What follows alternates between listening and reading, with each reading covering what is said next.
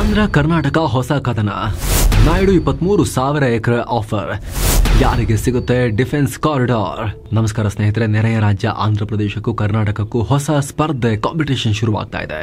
ಈ ಬಾರಿ ಈ ಯುದ್ಧ ಅಥವಾ ಈ ಕಾಂಪಿಟೇಷನ್ ನೀರಿಗಲ್ಲ, ಸಿನಿಮಾ ಥಿಯೇಟರ್ ಸ್ಕ್ರೀನ್ಗಳಿಗಲ್ಲ, ಆದರೆ ಭಾರತವನ್ನ ಆರ್ಥಿಕವಾಗಿ ಬಲಿಷ್ಠಗೊಳಿಸಿ ಎಕ್ಸ್ಪೋರ್ಟ್ ಎಕಾನಮಿಯನ್ನಾಗಿ ಮಾಡೋ ಸಾಮರ್ಥ್ಯ ಇರೋ ಡಿಫೆನ್ಸ್ ಸೆಕ್ಟರ್ನಲ್ಲಿ ಈ ಕಾಂಪಿಟೇಷನ್ ಶುರುವಾಗಿದೆ.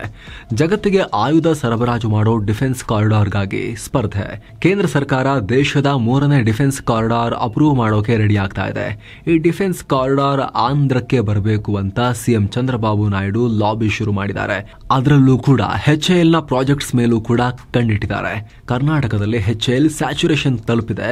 ಅಂದ್ರೆ ಆ ಕಂಪನಿ ಕರ್ನಾಟಕದಲ್ಲಿ ಹೆಚ್ಚು ಆಯುಧ ಉತ್ಪಾದನೆ ಮಾಡೋಕ್ಕಾಗ್ತಿಲ್ಲ ಅಂತೆಲ್ಲ ಹೇಳಿದ್ದಾರೆ. ನಾಯ್ಡು ಹೇಳಿಕೆಗೆ DCM DK ಶಿವಕುಮಾರ್, ಕೈಗಾರಿಕಾ ಸಚಿವ MB ಪಾಟೀಲ್ ಆಕ್ಷೇಪ ವ್ಯಕ್ತಪಡಿಸಿದ್ದಾರೆ. ರಾಜ್ಯ ಸರ್ಕಾರ ಕೂಡ ಡಿಫೆನ್ಸ್ ಕಾರಿಡಾರ್ ನಮಗೆ ಬರಬೇಕು ಅಂತ ಹೇಳೋಕ್ ಶುರು ಮಾಡಿದೆ. ಹಾಗಿದ್ರೆ ಎರಡೂ ರಾಜ್ಯಗಳು ಏನೇನು ಆಫರ್ ಮಾಡ್ತಿದ್ದಾರೆ, ಏನ್ ಹೇಳ್ತಿದ್ದಾರೆ, ಪ್ರಪೋಸಲ್ ಏನ್ ಮುಂದಿಟ್ಟಿದ್ದಾರೆ, ಅಸಲಿಗೆ ಏನಿದು ಡಿಫೆನ್ಸ್ ಕಾರಿಡಾರ್ ಅಂತ ಹೇಳಿದ್ರೆ ಇದರಿಂದ ಏನು ಉಪಯೋಗ, ಚಂದ್ರಬಾಬು ನಾಯ್ಡು ಸೃಷ್ಟಿಸಿರೋ HAL ವಿವಾದ ಏನು, ಎಲ್ಲವನ್ನ ನೋಡ್ತಾ ಹೋಗೋಣ. ಕಡೆ ತನಕ ಮಿಸ್ ಮಾಡಿದೆ ನೋಡಿ. ಏನಿದು ಡಿಫೆನ್ಸ್ ಕಾರಿಡಾರ್? ಸ್ನೇಹಿತರೆ, ಡಿಫೆನ್ಸ್ ಕಾರಿಡಾರ್ ಅಂದ್ರೆ ಏರ್ ಕ್ರಾಫ್ಟ್ಸ್, ಡ್ರೋನ್, ಮಿಸೈಲ್, ಸಿಡಿ ಗುಂಡುಗಳಿಂದ ಎಲೆಕ್ಟ್ರಾನಿಕ್ಸ್ ವರೆಗೆ ರಕ್ಷಣಾ ಕ್ಷೇತ್ರಕ್ಕೆ ಬೇಕಾದ ಒಂದೊಂದು ಸಲಕರಣೆಗಳನ್ನ ಕೂಡ ತಯಾರಿಸೋಕೆ ಮೀಸಲಿಟ್ಟಿರೋ ಇಂಡಸ್ಟ್ರಿಯಲ್ ಕಾರಿಡಾರ್. ಹಾಗಂತ ಬರೀ ಉತ್ಪಾದನೆ ಅಂತ ಅಲ್ಲ, ಡಿಫೆನ್ಸ್ ಸೆಕ್ಟರ್ಗೆ ಸಂಬಂಧಪಟ್ಟ ರಿಸರ್ಚ್ ಡೆವಲಪ್ಮೆಂಟ್ಗೆ ಬೇಕಾದ ವಸ್ತುಗಳೆಲ್ಲ ಕಣ್ಣೆಳತೆ ದೂರದಲ್ಲೇ ಸಿಗೋ ಸಾವಿರಾರು ಎಕರೆ ವಿಸ್ತೀರ್ಣದ ಕೈಗಾರಿಕಾ ಪ್ರದೇಶ. ಡಿಫೆನ್ಸ್ ಕಾರಿಡಾರ್ನಲ್ಲಿ ಸ್ವದೇಶಿ ಹಾಗೂ ವಿದೇಶಿ ಕಂಪನಿಗಳು ಬಂದು ಆಯುಧ ತಯಾರಿ ಮಾಡಲಿ ಅಂತ ಸಬ್ಸಿಡಿ ದರದಲ್ಲಿ ಭೂಮಿ ಕೊಡಲಾಗುತ್ತೆ. ಇನ್ಫ್ರಾಸ್ಟ್ರಕ್ಚರ್, ಇನ್ಸೆಂಟಿವ್, ಕನೆಕ್ಟಿವಿಟಿ ಕೊಡಲಾಗುತ್ತೆ. ಸರ್ಕಾರಿ ಹಾಗೂ ಖಾಸಗಿ ಡಿಫೆನ್ಸ್ ಕಂಪನಿಗಳು ಬಂದು ಇಲ್ಲಿ ಉತ್ಪಾದನೆ ಮಾಡಿ ಬಿಸ್ನೆಸ್ ಎಕ್ಸ್ಪ್ಯಾಂಡ್ ಮಾಡಬಹುದು. ಆ ರೀತಿಯ 2 ಡಿಫೆನ್ಸ್ ಕಾರಿಡಾರ್ ಈಗ ಆಲ್ರೆಡಿ ಭಾರತದಲ್ಲಿವೆ. ಒಂದು ಉತ್ತರ ಪ್ರದೇಶದಲ್ಲಿ, ಇನ್ನೊಂದು ತಮಿಳುನಾಡಿನಲ್ಲಿ. UPಯ ಅಲಿಘರ್, ಆಗ್ರಾ, ಝಾನ್ಸಿ, ಚಿತ್ರಕೂಟ್, ಕಾನ್ಪುರ್ ಹಾಗೂ ಲಕ್ನೋದಲ್ಲಿ ಈ ಡಿಫೆನ್ಸ್ ಹಬ್ಗಳು ಹರಡಿವೆ. UPಯಲ್ಲಿ ರಷ್ಯಾದ AK-203 ಬಂದೂಕುಗಳು ದೊಡ್ಡ ಮಟ್ಟದಲ್ಲಿ ನಿರ್ಮಾಣ ಆಗ್ತಿವೆ. ಬ್ರಹ್ಮೋಸ್ T-90 ಟ್ಯಾಂಕ್ಗಳ ಕಾಂಪೊನೆಂಟ್ಸ್ ರೆಡಿ ಆಗ್ತಿವೆ. ಭಾರತ್ ಡೈನಾಮಿಕ್ಸ್ ಲಿಮಿಟೆಡ್ನ ಫೆಸಿಲಿಟಿ, ಬ್ರಹ್ಮೋಸ್ ಫೆಸಿಲಿಟಿ, DRDOದ ಲ್ಯಾಬ್ಗಳು, ಅದಾನಿ ಸೇರಿದ ಹಾಗೆ ಸಾಕಷ್ಟು ಪ್ರೈವೇಟ್ ಕಂಪನಿಗಳು ಒಂದು ಕಾಲದಲ್ಲಿ ಬಿಮಾರು ರಾಜ್ಯ ಅನಿಸ್ಕೊಂಡ UPಯಲ್ಲಿ ಈಗ ಫೆಸಿಲಿಟಿ ನಿರ್ಮಾಣ ಮಾಡಿವೆ.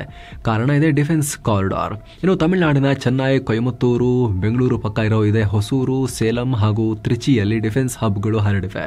ಇಲ್ಲಿ ತೇಜಸ್ ಫೈಟರ್ ಜೆಟ್ನ ಬಿಡಿ ಭಾಗಗಳು ಸೇರಿ BrahMos submarine components, drone, radar systems ತಯಾರಾಗ್ತಿವೆ.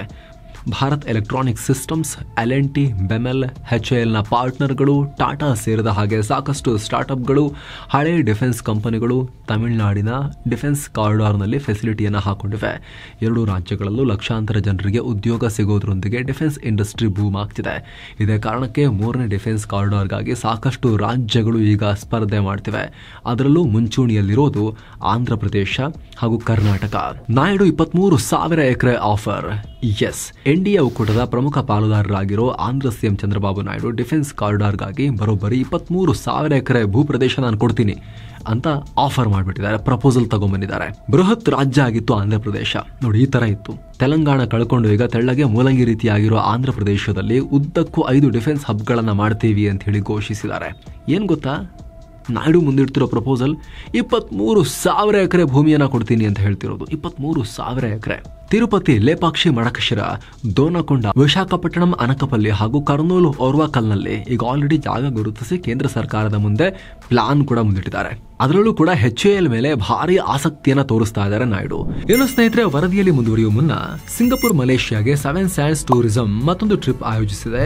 Offer price $1,05,000 ಮಾತ್ರ. Singapore Malaysia 5 night 6 day trip ಇದು. ಈ ಪ್ಯಾಕೇಜ್ ನಲ್ಲಿ flight ticket, visa, 4 star hotel stay, Indian food, AC transportation ಮತ್ತು ಕನ್ನಡ ಟೂರ್ ಮ್ಯಾನೇಜರ್ ಸೌಲಭ್ಯ ಇರುತ್ತೆ. ಎಲ್ಲೆಲ್ಲಿ ಹೋಗೋದಿರುತ್ತೆ ಅಂತ ನೋಡಿದ್ರೆ Universal Studios, Night Safari, Gardens by the Bay, Cloud Forest, Sentosa Island cable car, Singapore city tour, Kuala city tour, Genting Highland with Batu Caves, Petronas Twin Tower ಎಲ್ಲ ಹೋಗೋದಿರುತ್ತೆ. ಹೊರಡೋ ದಿನ 19 ಜೂನ್ 2025. ಕೆಲವೇ ಸೀಟುಗಳು ಲಭ್ಯ. ಆಸಕ್ತರು ಈ ನಂಬರ್ಗೆ ಕಾಲ್ ಮಾಡಿ ನಿಮ್ಮ ಸೀಟನ್ನ ಈಗಲೇ ಬುಕ್ ಮಾಡಬಹುದು. ಬನ್ನಿ ಈಗ ವರದಿಯಲ್ಲಿ ಮುಂದುವರಿಯೋಣ. HALಗೆ 10,000 ಎಕರೆ. ಆಮ್ಕಾ ಉತ್ಪಾದನೆ ಮೇಲೂ ನಾಯ್ಡು ಕಣ್ಣು. ಲೇಪಾಕ್ಷಿ ಮಡಕಶಿರಾ ಡಿಫೆನ್ಸ್ ಹಬ್ನಲ್ಲಿ ಭಾರತದ 5ನೇ ಜನರೇಷನ್ ಫೈಟರ್ ಜೆಟ್ ಆಮ್ಕಾ ನಿರ್ಮಾಣಕ್ಕೆ ಅಲ್ಲಿ 10,000 ಎಕರೆ ಬರೀ ಆಮ್ಕಾಗೇನೆ ಜಾಗ ಕೊಡ್ತೀನಿ ನಾನು ಅಂತ ನಾಯ್ಡು ಆಫರ್ ಮುಂದಿಟ್ಟಿದ್ದಾರೆ. ಇದು ಬೆಂಗಳೂರಿಗೆ ತುಂಬಾ ಹತ್ರ ಆಗುತ್ತೆ. ಕರ್ನಾಟಕಕ್ಕೆ ಬಹಳ ಹತ್ರ ಇರೋ ಒಂದು ಭೂಪ್ರದೇಶ ಇದು. ರಸ್ತೆ ಮಾರ್ಗದಲ್ಲಿ ಹೋದರೂ ಕೂಡ ಬೆಂಗಳೂರಿಂದ ಬರೀ 3 ಗಂಟೆ ಒಳಗೇನೆ ತಲುಪಿಡ್ಬೋದು. ಇದೇ ಕಾರಣಕ್ಕೆ ಒಂದು ವೇಳೆ ಈಗ ತೇಜಸ್ ಫೈಟರ್ ಜೆಟ್ ಅನ್ನ ತಯಾರಿಸ್ತಿರೋ HAL ಕಂಪ್ನಿನೇ ಆಮ್ಕಾ ನಿರ್ಮಾಣ ಮಾಡಿದ್ದಾರೆ. ಆ ಥರ ಏನಿಲ್ಲ, ಅದ್ರ ಬಗ್ಗೆ ಹೇಳ್ತೀವಿ ನಿಮಗೆ. ಯಾವ ಖಾಸಗಿ ಕಂಪನಿ ಬೇಕಾದರೂ ಆಮ್ಕಾ ನಿರ್ಮಾಣ ಮಾಡೋಕೆ ಈಗ ಆಪ್ಷನ್ ಓಪನ್ ಇಟ್ಟಿದೆ ಸರ್ಕಾರ. HALಗೆ ಏಕಸ್ವಾಮ್ಯ ಇಲ್ಲ. ಒಂದು ವೇಳೆ HAL ನಿರ್ಮಾಣ ಮಾಡೋದಾದ್ರೆ ಬೆಂಗಳೂರು ಬದಲು ಪಕ್ಕದಲ್ಲೇ ಇರೋ ಲೇಪಾಕ್ಷಿಲಿ ನಿರ್ಮಾಣ ಮಾಡಿ ಅಂತ ನಾಯ್ಡು ಆಫರ್ ಕೊಡ್ತಾ ಇದ್ದಾರೆ. ನಾಯ್ಡು ಪ್ರಕಾರ ಬೆಂಗಳೂರಿನ ಪ್ರೊಡಕ್ಷನ್ ಎಕೋಸಿಸ್ಟಮ್ HALಗೆ ಸಾಕಾಗ್ತಿಲ್ಲ, ಸ್ಯಾಚುರೇಷನ್ ತಲುಪಿದೆ. HALಗೆ ಜಾಸ್ತಿ ಜಾಗ ಬೇಕಾಗಿದೆ, ಇನ್ಸೆಂಟಿವ್ ಬೇಕಾಗಿದೆ. ಇದೆಲ್ಲ ಕರ್ನಾಟಕದಲ್ಲಿ ಸಿಗ್ತಾ ಇಲ್ಲ. ಹಾಗಾಗಿ ಬನ್ನಿ, ಕರ್ನಾಟಕದ ಪಕ್ಕದಲ್ಲೇ, ಬೆಂಗಳೂರು ಪಕ್ಕದಲ್ಲೇ, ಈ ಬೆಂಗಳೂರು ಏರ್ಪೋರ್ಟ್ ಇಂದ ನಿಮಗೆ ಸ್ವಲ್ಪನೇ ದೂರದಲ್ಲಿ ನಾನು ಲೇಪಾಕ್ಷಿ ಸುತ್ತಮುತ್ತ ಜಾಗ ಕೊಡ್ತೀನಿ. 10,000 ಎಕರೆ ಬರೀ ಆಮ್ಕಾಗೆ ಕೊಡ್ತೀನಿ. ಟೋಟಲ್ ಡಿಫೆನ್ಸ್ ಕಾರಿಡಾರ್ಗೆ 23,000 ಎಕರೆ ಕೊಡ್ತೀನಿ. ಆಫರ್ ತಗೊಳ್ಳಿ ಅಂತ ಹೇಳಿ ಕರೀತಾ ಇದ್ದಾರೆ. ನಾಯ್ಡು ಯಾವ ರೇಂಜಿಗೆ ಪ್ಲಾನ್ ಮಾಡಿದ್ದಾರೆ ಅಂದರೆ HAL 2026-27 ಹೊತ್ತಿಗೆ 2.5 ಲಕ್ಷ ಕೋಟಿ ರೂಪಾಯಿನ ಆರ್ಡರ್ಸ್ ಪಡ್ಕೊಳ್ಳುತ್ತೆ HAL. ಹಾಗಾಗಿ HALಗೆ ದೊಡ್ಡ ಪ್ರಮಾಣದಲ್ಲಿ ಪ್ರೊಡಕ್ಷನ್ ಎಕ್ಸ್ಪಾಂಡ್ ಆಗಲೇಬೇಕು. ಆದರೆ ಸದ್ಯಕ್ಕೆ ಅವ್ರ ಹತ್ರ ಆ ತಾಕತ್ತಿಲ್ಲ ಮ್ಯಾನುಫ್ಯಾಕ್ಚರ್ ಮಾಡೋಕ್ಕೆ. ಅವರು ಎಕ್ಸ್ಪಾಂಡ್ ಮಾಡಬೇಕಾಗತ್ತೆ. ಬನ್ನಿ, ನಾನು ಜಾಗ ಕೊಡ್ತೀನಿ ನಿಮಗೆ, ಸಬ್ಸಿಡಿ ರೇಟಲ್ಲಿ ಪುಕ್ಸಟ ಎಲ್ಲ ಕೊಡ್ತೀನಿ, ಇಷ್ಟು ಮೀಸಲಿಡ್ತೀನಿ ಬನ್ನಿ ಅಂತೆಲ್ಲ ನಾಯ್ಡು ಆಫರ್ ಕೊಡ್ತಾ ಇದ್ದಾರೆ. ಇಂಟ್ರೆಸ್ಟಿಂಗ್ ವಿಚಾರ ಅಂದರೆ ಭಾರತದ ಲೈಟ್ ಕಾಂಬ್ಯಾಟ್ ಏರ್ಕ್ರಾಫ್ಟ್ ತೇಜಸ್ ನಿರ್ಮಾಣ ಆಗ್ತಿರೋದು ದೇಶದಲ್ಲಿ 2 ಕಡೆ. ಎಲ್ಲ ಕರ್ನಾಟಕದಲ್ಲಿ ಆಗ್ತಾ ಇಲ್ಲ, ಮಹಾರಾಷ್ಟ್ರದಲ್ಲಿ ಜಾಸ್ತಿ ಆಗ್ತಾ ಇದೆ. ವರ್ಷಕ್ಕೆ 24 ಜೆಟ್ಗಳನ್ನು ಮಹಾರಾಷ್ಟ್ರದಲ್ಲಿ ಮಾಡಲಾಗ್ತಿದೆ. ಬೆಂಗಳೂರಲ್ಲಿ ಒಂದು 16 ಜೆಟ್ಗಳನ್ನು ಮಾಡಲಾಗ್ತಿದೆ. ಬೆಂಗಳೂರಲ್ಲಿ ಮತ್ತು ಮಹಾರಾಷ್ಟ್ರದ ನಾಶಿಕ್ನಲ್ಲಿ. ಬೆಂಗಳೂರಲ್ಲಿ ಒಟ್ಟು 2 ಫೆಸಿಲಿಟೀಸಲ್ಲಿ ಸೇರಿ 12 ತೇಜಸ್ ಜೆಟ್ ವರ್ಷಕ್ಕೆ ಮಾಡ್ತಿರೋದು. 12ರಿಂದ 16 ಇದನ್ನು 24ಕ್ಕೆ ಏರಿಸೋ ಗುರಿಯನ್ನು ಇಟ್ಕೊಂಡಿದ್ದಾರೆ. ನಾಶಿಕ್ನಲ್ಲಿ ವರ್ಷಕ್ಕೆ 16ರಿಂದ 24 ಫೈಟರ್ ಜೆಟ್ಗಳನ್ನು ಮಾಡೋ ಉದ್ದೇಶ ಇದೆ. ಆಲ್ರೆಡಿ 16 ಮಾಡಿಸಿದ್ದಾರೆ. 24ಕ್ಕೆ ತಗೊಂಡೋಗೋ ಗುರಿ ಅಲ್ಲೂ ಕೂಡ ಇದೆ. ಆದರೆ ಸ್ನೇಹಿತರೆ, ಭಾರತೀಯ ವಾಯುಪಡೆಗೆ 100 ಸಂಖ್ಯೆಯಲ್ಲಿ 35 ವರ್ಷಗಳಿಂದ ಹಳೆಯ ಆರ್ಡರ್ ಹಾಗೇ ಇದೆ. HAL ಕೈಲಿ ಅಷ್ಟು ಬೇಗ ಮಾಡ್ಕೊಡಕ್ಕೆ ಆಗ್ತಾ ಇಲ್ಲ. ವಾಯುಪಡೆಯ ಮುಖ್ಯಸ್ಥರ AP ಸಿಂಗ್ ಅವರ ತೀವ್ರ ಅಸಮಾಧಾನ ವ್ಯಕ್ತಪಡಿಸಿದರು. 35 ಇಯರ್ ಬಿಫೋರ್ ಕೊಟ್ಟಿರೋ ಆರ್ಡರ್ನೇ ಅವ್ರು ಫುಲ್ಫಿಲ್ ಮಾಡ್ತಾ ಇಲ್ಲ ಅಂಥೇಳಿ. ಸೊ HAL ಏನಂದ್ರೂ ಕೂಡ ಅಷ್ಟು ಬೇಗ ಫುಲ್ಫಿಲ್ ಮಾಡೋಕ್ಕಾಗಲ್ಲ. ಹೊಸ ಆರ್ಡರ್ಸ್ ಕೂಡ ಬರ್ತಾ ಇದೆ. ಬನ್ನಿ, ನಾನು ಜಾಗ ಕೊಡ್ತೀನಿ ಬನ್ನಿ ಅಂತ ಹೇಳಿ ಆಂಧ್ರದಲ್ಲಿ ಮಾಡಿ ಅಂತ ಕರೀತಾ ಇದ್ದಾರೆ. ಇದೇ ಕಾರಣಕ್ಕೆ DCM DK ಶಿವಕುಮಾರ್ ಕೂಡ ನಾಯ್ಡುಗೆ ಉತ್ತರ ಕೊಟ್ಟಿದ್ದಾರೆ. ಶಿಫ್ಟ್ ಆಗೋಕೆ ಬಿಡಲ್ಲ. ನಾಯ್ಡು ಆಫರ್ ಮಾಡೋ ತನಕ ಕರ್ನಾಟಕ ಸರ್ಕಾರದವರು ಏನೂ ಮಾತಾಡಿರಲಿಲ್ಲ, ಸುಮ್ಮನೆ ಇದ್ರು. ನಾಯ್ಡು ಆಫರ್ ಕೊಟ್ಟ ತಕ್ಷಣ ರಾಜ್ಯ ಸರ್ಕಾರ ಅಲರ್ಟ್ ಆಗಿದೆ. DCM DK ಶಿವಕುಮಾರ್ ಇದ್ರ ಬಗ್ಗೆ ನ್ಯೂಸ್ ಆಗ್ತಿದ್ದ ಹಾಗೆ HAL ನಮ್ಮ ಹೆಮ್ಮೇರಿ ಅಂತ ಹೇಳಿದ್ದಾರೆ. ಈಗ ಆಲ್ರೆಡಿ ತುಮಕೂರು ಮತ್ತು ಬೆಂಗಳೂರಲ್ಲಿ ಫೆಸಿಲಿಟಿ ವಿಸ್ತೀರ್ಣಕ್ಕೆ ಜಾಗ ಕೊಟ್ಟಿದ್ದೀವಿ. ಇನ್ನೂ ವಿಸ್ತರಣೆ ಆಗಬೇಕು ಅಂದರೆ ಸಪೋರ್ಟ್ ಮಾಡೋಕೆ ರೆಡಿ ಇದ್ದೀವಿ. ಇಲ್ಲಿ ಈಗ ಆಲ್ರೆಡಿ ನಡೀತಿರೋ ಕೆಲಸಗಳು ಬೇರೆ ಕಡೆಗೆ ಶಿಫ್ಟ್ ಆಗೋಕೆ ಬಿಡಲ್ಲ ಅಂತ ಹೇಳಿದ್ದಾರೆ. ಅಲ್ಲದೆ ಸಣ್ಣ ಮತ್ತು ಮಧ್ಯಮ ಕೈಗಾರಿಕೆಗಳ ಮಂತ್ರಿ MB ಪಾಟೀಲ್ ಕೂಡ ನಾಯ್ಡು ಹೊಸ HAL ಫೆಸಿಲಿಟಿ ನಿರ್ಮಾಣಕ್ಕೆ ಮನವಿ ಮಾಡಿರ್ಬೋದು, ಆದರೆ ಬೆಂಗಳೂರಲ್ಲಿ ನಡೀತಾ ಇರೋ ಉತ್ಪಾದನೆಯನ್ನು ಶಿಫ್ಟ್ ಮಾಡೋಕೆ ಮನವಿ ಮಾಡಿದ್ರೆ ಅದು ಸೂಕ್ತ ಆಗಲ್ಲ ಅಂತ ಹೇಳಿದ್ದಾರೆ. ಹಾಗೆಲ್ಲ ಆಗೋದು ಇಲ್ಲ, ಮೂರ್ಖರಲ್ಲ. ಫೆಸಿಲಿಟಿ ಮಾಡಿಕೊಂಡು ಅದನ್ನು ಹೊತ್ಕೊಂಡೋಗಿ ಬೇರೆ ಕಡೆ ಹಾಕೋಕ್ಕೆ. ಎಕ್ಸ್ಪಾನ್ಷನಿಗೆ ಅಷ್ಟೇ ಇರುತ್ತೆ. ಹೊಸದಾಗಿ ಇನ್ನಷ್ಟು ಏರ್ಕ್ರಾಫ್ಟ್ಗಳು ಬೇಕು, ಹೊಸ ಅಸೆಂಬ್ಲಿ ಲೈನು, ಹೊಸ ಏರ್ಕ್ರಾಫ್ಟ್ ಮಾಡೋಕ್ಕೆ ಫೆಸಿಲಿಟಿಗಳು, ಆ ರೀತಿ. ಉದಾಹರಣೆಗೆ ತೇಜಸ್ ಇಲ್ಲ ಆಗ್ತಿದೆ, ಹೌದಾ?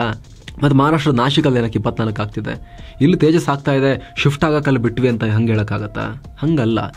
ಇನ್ನು ಜಾಸ್ತಿ 100 ಸಂಖ್ಯೆಯಲ್ಲಿ ಬೇಕಾಗಿರುತ್ತೆ. ಒಂದೇ ಕಡೆ ಆಗಲ್ಲ ಅಂದಾಗ ಮಲ್ಟಿಪಲ್ ಅಸೆಂಬ್ಲಿ ಲೈನ್ಗಳನ್ನು ಹಾಕ್ತಾರೆ. ಆ ರೀತಿ ನಾಯ್ಡು ಕೇಳಿರೋದು. ಬಟ್ ಇವರು ಶಿಫ್ಟ್ ಆಗೋಕ್ಕೆ ಬಿಡಲ್ಲ ಅಂತ ಹೇಳ್ತಿದ್ದಾರೆ. ಇಲ್ಲೂ ನಿರ್ಮಾಣ ಆಗ್ತಾ ಇದೆ, ಅಲ್ಲೂ ನಿರ್ಮಾಣ ಆಗ್ತಿದೆ ಅಂದರೆ ಅವಾಗ ಅದು ಶಿಫ್ಟ್ ಅಂತಲ್ಲ, ಎಕ್ಸ್ಪಾನ್ಷನ್ ಅಂತ ಆಗುತ್ತೆ.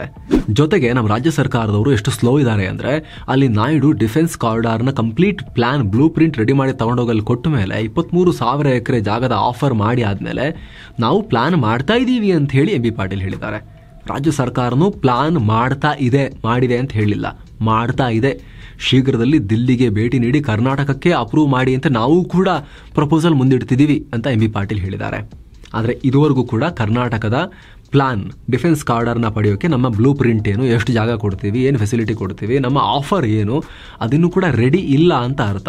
ಸ್ನೇಹಿತರೆ, ಕರ್ನಾಟಕ ರಾಜ್ಯ ಸರ್ಕಾರ ಕರೆಕ್ಟಾಗಿ ಪ್ಲಾನ್ ಮಾಡಿದ್ರೆ ನಮಗೆ ಬಿಟ್ಟರೆ ಬೇರೆ ಕಡೆಗೆ ಹೋಗೋಕೆ ಚಾನ್ಸೇ ಇರ್ತಿರ್ಲಿಲ್ಲ. ಯಾಕಂದ್ರೆ ಬೆಂಗಳೂರೇ ಕರ್ನಾಟಕದ ಏರೋಸ್ಪೇಸ್ ರಾಜಧಾನಿ. ಭಾರತದ ಡಿಫೆನ್ಸ್ ಮತ್ತು ಏರೋಸ್ಪೇಸ್ ಇಂಡಸ್ಟ್ರಿಗೆ ಬೆಂಗಳೂರು ಬರೋಬ್ಬರಿ 65% ಕೊಡುಗೆ ಕೊಡ್ತಾ ಇದೆ. ಜೊತೆಗೆ ಈಗ ಆಲ್ರೆಡಿ ಕೋಲಾರ ಮತ್ತು ತುಮಕೂರಿನಲ್ಲಿ ಡಿಫೆನ್ಸ್ ಪಾರ್ಕ್ಗಳನ್ನು ನಿರ್ಮಾಣ ಮಾಡೋ ಪ್ಲಾನ್ನಲ್ಲಿ ಇದೆ. ಬೆಳಗಾವಿಯಲ್ಲಿ ಎಕ್ವಸ್ ಸ್ಪೆಷಲ್ ಎಕನಾಮಿಕ್ ಝೋನ್ ಇದೆ. ಇಡೀ ಜಗತ್ತಲ್ಲಿ ಈ ಕ್ಷಣ ಡೆಲಿವರ್ ಆಗ್ತಿರೋ ಪ್ರತಿ ಏರ್ಕ್ರಾಫ್ಟ್ ನಲ್ಲೂ ಎಕ್ವಸ್ ಫೆಸಿಲಿಟಿಯಲ್ಲಿ ತಯಾರಾಗಿರೋ ಯಾವುದಾದ್ರೂ ಒಂದು component made in Belagavi component ಇದ್ದೇ ಇರುತ್ತೆ. ಸೊ ಕರ್ನಾಟಕದಲ್ಲಿ ಏರೋಸ್ಪೇಸ್ ಹಾಗೂ ಡಿಫೆನ್ಸ್ ಸೆಕ್ಟರ್ನ ಮೆರಿಟ್ ಜಾಸ್ತಿ ಇದೆ. ಭೂಭಾಗಕ್ಕೆ, ನಮ್ಮ ಕರ್ನಾಟಕಕ್ಕೆ ಆಸ್ ಎ ಸ್ಟೇಟ್ ಮೆರಿಟ್ ಜಾಸ್ತಿ ಇದೆ. ಹಾಗಾಗಿ ನಮಗೆ ಕೊಡಬೇಕು ಅಂತ MB ಪಾಟೀಲ್ ಹೇಳಿದ್ದಾರೆ. ಹಾಗಂತ ಒಂದು ರಾಜ್ಯ ಪ್ರಯತ್ನ ಪಟ್ಟ ಮೇಲೆ ಅದಾದ್ಮೇಲೆ ನಾವು ಪ್ಲಾನ್ ಮಾಡ್ತಾ ಇದ್ದೀವಿ, ನಾವು ಹೋಗ್ತೀವಿ, ಇಲ್ಲಿ ಇಕೋಸಿಸ್ಟಮ್ ಇದೆ ನಮಗೆ ಕೊಡಬೇಕು, ಆ ಕಾರಣ ಕೊಡಬೇಕು, ಹಂಗೆ ಹೇಳಿದ್ರೆ ಆಗಲ್ಲ. ಒಂದು ಹೆಜ್ಜೆ ಮುಂದೆ ಇರಬೇಕು. ಯಾವಾಗಲೂ ಕೂಡ ಪ್ರತಿಯೊಂದು ಮ್ಯಾನುಫ್ಯಾಕ್ಚರಿಂಗ್ ಘಟಕಗಳನ್ನು ನಮಗೆ ತರೋಕ್ಕೆ ನಾವು ಯಾವಾಗಲೂ ಫ್ಯೂಚರಿಸ್ಟಿಕ್ ಆಗಿ ಹೆಜ್ಜೆ ಇಡಬೇಕು. ಏನು ಬರ್ತಾ ಇದೆ, ಹೊಸ ಪ್ಲಾನ್ ಏನು ಅಪ್ರೂವ್ ಆಗ್ಬೋದು, ಯಾವ ಕಂಪ್ನಿಗೆ ಏನು ಆರ್ಡರ್ ಬರ್ಬೋದು, ಏನು ರಿಕ್ವೈರ್ಮೆಂಟ್ ಇರ್ಬೋದು, ನಾವು ಏನು ಜಾಗ ಕೊಡ್ಬೋದು ಅವರಿಗೆ, ನಮ್ಮಲ್ಲಿ ಎಲ್ಲಿ ಮಾಡ್ಬೋದು, ಎಲ್ಲಿ ಮಾಡಿದ್ರೆ ಆ ಕಂಪ್ನಿಗೆ ಅನುಕೂಲ ಆಗುತ್ತೆ, ಆಕರ್ಷಕವಾಗಿ ನಾವು ಏನು ಪ್ರಪೋಸಲ್ ಇಡ್ಬೋದು, ಆ ರೀತಿ ಹೆಜ್ಜೆ ಅಡ್ವಾನ್ಸ್ಡ್ ಆಗಿ ಪ್ಲಾನ್ ಮಾಡಿಕೊಂಡು ಇಡಬೇಕು. ಅದು ಇಂಪಾರ್ಟೆಂಟ್. ಪ್ರೈವೇಟ್ ಕಂಪನಿಗೆ ಆಮ್ಕಾ ಪ್ರಾಜೆಕ್ಟ್. ಸ್ನೇಹಿತರೆ, ಆಮ್ಕಾ ಅಡ್ವಾನ್ಸ್ಡ್ ಮೀಡಿಯಂ ಕಾಂಬ್ಯಾಟ್ ಏರ್ಕ್ರಾಫ್ಟ್ ಮಾಡ್ಕೋಬೇಕು ಅಂತ ಆಸೆ ಇದೆಯಲ್ಲ ಭಾರತಕ್ಕೆ. ಡಿಸೈನ್ ಮಾಡ್ತಾ ಇರೋದು ಸರ್ಕಾರಿ ಒಡೆತನದ aeronautical development agency ADA. Tejas ವಿಮಾನವನ್ನು ಕೂಡ ADAನೇ ಡಿಸೈನ್ ಮಾಡಿತ್ತು. ಆದರೆ ಫೈಟರ್ ಜೆಟ್ ತಯಾರಿಕೆ ಜವಾಬ್ದಾರಿ ಕೊಟ್ಟಿದ್ದು ಸರ್ಕಾರಿ ಒಡೆತನದ HALಗೆ. HAL ತೇಜಸ್ ತಯಾರಿಯನ್ನು ಶುರು ಮಾಡಿದ್ದು 1984ನಲ್ಲಿ. ಆದರೆ ಮೊದಲ ಬಾರಿಗೆ ತೇಜಸ್ ಹಾರಿದ್ದು 17 ವರ್ಷ ಕಳೆದು 2001ರಲ್ಲಿ. ಮೊದಲ ತೇಜಸ್ ಸೇನೆಗೆ ಸೇರಿದ್ದು ಇನ್ನೂ 15 ವರ್ಷ ಕಳೆದು ಟೆಸ್ಟೆಲ್ ಆಗಿ 2016ರಲ್ಲಿ. ಈಗ 2024. ಮೊದಲ 40 ಏರ್ಕ್ರಾಫ್ಟೇ ಸೇನೆಗೆ ಸೇರಿಲ್ಲ. Air chief marshal AP Singh ಈ ಮಾತನ್ನ ವರ್ಡ್ ಟು ವರ್ಡ್ ಹೇಳಿದ್ದಾರೆ. ಅವ್ರ ಮಾತನ್ನು ನಾವು ನಿಮಗೆ ಹೇಳಿದ್ದು, ನಮ್ದಲ್ಲ ಸ್ಟೇಟ್ಮೆಂಟ್ ಇದು, ಏರ್ ಚೀಫ್ ಮಾರ್ಷಲ್ದು. I do not have the first 40 aircraft also. So this is the production capability. ಇದು HALನ ಉತ್ಪಾದನಾ ಸಾಮರ್ಥ್ಯ. ನಿಧಾನ ಅಂದ್ರೆ ನಿಧಾನ, ವೆರಿ ವೆರಿ ಸ್ಲೋ. ಅಮೆರಿಕದಲ್ಲಿ ನೋಡಿ ಬೋಯಿಂಗ್ ಇದೆ, ಲಾಕ್ಹೀಡ್ ಮಾರ್ಟಿನ್ ಇದೆ, F series ಯುದ್ಧ ವಿಮಾನಗಳನ್ನು ಮಾಡುತ್ತೆ. ಬೋಯಿಂಗ್ ಅಂತೂ ಸ್ಪೇಸ್ಗೆನೆ ರಾಕೆಟ್ಗಳನ್ನು ಕಳಿಸೋ ಮಟ್ಟಿಗೆ ಬೆಳೆದಿರುವಂಥ ಕಂಪನಿ. ವಿಮಾನಗಳನ್ನು ಮಾಡುತ್ತೆ, ನಾಗರಿಕ ವಿಮಾನಗಳನ್ನು ಕೂಡ. ಜನರಲ್ ಎಲೆಕ್ಟ್ರಿಕ್ ಇಂಜಿನ್ ಮಾಡುತ್ತೆ. ಫ್ರಾನ್ಸ್ನಲ್ಲಿ ರಫಾಯಿಲ್ ಇದೆ, ಆ ರಫಾಯಿಲ್ಗೆ ಸಾಫ್ರಾನ್ ಅನ್ನೋ ಕಂಪನಿ ಎಂಜಿನ್ ಕೊಡುತ್ತೆ. ಪ್ರೈವೇಟ್ ಪ್ಲೇಯರ್ಸ್ ಇದ್ದಾರೆ. ನಮ್ಮಲ್ಲಿ ಗೌರ್ಮೆಂಟ್ಗೆ ತಾನೇ ಏಕಸ್ವಾಮ್ಯ ಹೊಂದಿರಬೇಕು ಅನ್ನೋ ಮನಸ್ಥಿತಿ ಇತ್ತು, ಎಲ್ಲ ಕಂಪನಿಗಳು ನಂದಿರಬೇಕು ಅಂತ. ನಿಧಾನಕ್ಕೆ ಬೇರೆ ಬೇರೆ ಸೆಕ್ಟರ್ ಓಪನ್ ಆದರೂ ಕೂಡ ಡಿಫೆನ್ಸನ್ನು ಓಪನ್ ಅಪ್ಪೇ ಮಾಡಿರಲಿಲ್ಲ. 2001 ಇಸ್ವಿ ಸುಮಾರಿನಲ್ಲಿ ಸ್ವಲ್ಪವೇ ಓಪನ್ ಮಾಡಿದ್ರು, ಪ್ರೈವೇಟ್ ಪ್ಲೇಯರ್ಸ್ಗೆ ಪಾಲ್ಗೊಳ್ಳೋಕೆ ಅವಕಾಶ ಕೊಟ್ಟರು ನಿಧಾನಕ್ಕೆ. 2014ರ ಬಳಿಕ ದೊಡ್ಡ ಪ್ರಮಾಣದಲ್ಲಿ ಅವರಿಗೆ ಅವಕಾಶವನ್ನು ಕೊಡಲಾಗ್ತಾ ಇದೆ. ಇದು ಇನ್ನೂ ವೇಗವಾಗಿ ಆಗಲೇಬೇಕು, ಇಲ್ಲಾಂದ್ರೆ ಏನೂ ಬದಲಾಗಲ್ಲ. ವಾಯುಪಡೆಯ ಚೀಫ್ ಇದೇ ಮಾತನ್ನ ಹೇಳಿದ್ದಾರೆ. ಇದೇ ಕಾರಣಕ್ಕೆ ಈಗ ಕೇಂದ್ರ ಸರ್ಕಾರ ಆಮ್ಕಾದ ಎಕ್ಸಿಕ್ಯೂಷನ್ ಮಾಡೆಲ್ ಅನ್ನ ಅಪ್ರೂವ್ ಮಾಡಿದೆ. ಅಂದ್ರೆ ಈ ಪ್ರಾಜೆಕ್ಟ್ ಹೇಗೆ ಕೆಲಸ ನಡೀಬೇಕು ಅನ್ನೋ ಮಾಸ್ಟರ್ ಪ್ಲಾನ್ ಅನ್ನ ಅಪ್ರೂವ್ ಮಾಡಿದ್ದಾರೆ. ಇದರಲ್ಲಿ ಪ್ರೈವೇಟ್ ಕಂಪನಿಗಳು ಆಮ್ಕಾ ತಯಾರಿಕೆಗೆ ಮುಂದೆ ಬರಬಹುದು. Open offer. HALಗೆ ಮೊನೋಪಲಿ ಇಲ್ಲ. ADA ಡಿಸೈನ್ ಮಾಡ್ತು, DRDO ಡಿಸೈನ್ ಮಾಡ್ತು, HAL ಮ್ಯಾನುಫ್ಯಾಕ್ಚರ್ ಮಾಡ್ತಾರೆ. ಅವ್ರಿಗೆ ಮನಸ್ಸಿಗೆ ಬಂದಂಗೆ ಕೊಡ್ತಾರೆ, ಹಂಗೇನಿಲ್ಲ. ಈ ಪ್ರಾಜೆಕ್ಟ್ ಪಡೆಯೋಕೆ HAL ಕೂಡ ಖಾಸಗಿ ಕಂಪನಿಗಳೊಂದಿಗೆ ಕಾಂಪೀಟ್ ಮಾಡಬೇಕು. HAL ಒಬ್ಬಂಟಿಯಾಗಿ ಕಾಂಪೀಟ್ ಮಾಡಬಹುದು, ಪ್ರೈವೇಟ್ ಕಂಪನಿಗಳನ್ನ ಸೇರಿಸ್ಕೊಂಡು HAL ಕಾಂಪೀಟ್ ಮಾಡಬಹುದು. ಇಲ್ಲಾಂದ್ರೆ ಪ್ರೈವೇಟ್ ಕಂಪನಿ ಒಂದಾದ್ರೂ ಇಂಡಿಪೆಂಡೆಂಟ್ ಆಗಾದರೂ ಕಾಂಪೀಟ್ ಮಾಡಬಹುದು HALನ ಬಿಟ್ಟು, ಅಥವಾ HALನ ಬಿಟ್ಟು 3-4 ಪ್ರೈವೇಟ್ ಕಂಪನಿಗಳು ಸೇರ್ಕೊಂಡು ಕೂಡ ಒಟ್ಟಿಗೆ ಜಾಯಿಂಟ್ ವೆಂಚರ್ ನಲ್ಲಿ ಬಿಡ್ಡಿಂಗ್ ಮಾಡಬಹುದು. ಸೊ ಎಲ್ರಿಗೂ ಓಪನ್ ಅಪರ್ಚುನಿಟಿ ಇದೆ. ಹೀಗಾಗಿ ಸ್ನೇಹಿತರೆ, ಯಾವ ಕಂಪನಿಗಳು ಮುಂದೆ ಬರ್ತವೆ, ಯಾವ ಕಂಪನಿಗಳು ಒಳ್ಳೆ ಪ್ರಪೋಸಲ್ ಮುಂದಿಟ್ಟು ಈ ಆಫರ್ ಅನ್ನ ಪಡ್ಕೊಳ್ತಾರೆ, ಆ ಕಂಪನಿ ಆಮೇಲೆ ಎಲ್ಲಿ ಇದನ್ನ ಘಟಕ ಸ್ಥಾಪನೆ ಮಾಡೋಕೆ ಡಿಸೈಡ್ ಮಾಡುತ್ತೆ, ಅದಿನ್ನೂ ಕೂಡ ಸ್ಪಷ್ಟ ಇಲ್ಲ. ನೋಡೋಣ ಮುಂದೆ ಹೋಗ್ತಾ ಅದಕ್ಕೆ ಸಂಬಂಧಪಟ್ಟಂತೆ ಏನಾಗುತ್ತೆ ಅಂತ. Thank you so much. ಮತ್ತೆ ಭೇಟಿ ಆಗ್ತಿರೋಣ. ನಮಸ್ತೆ.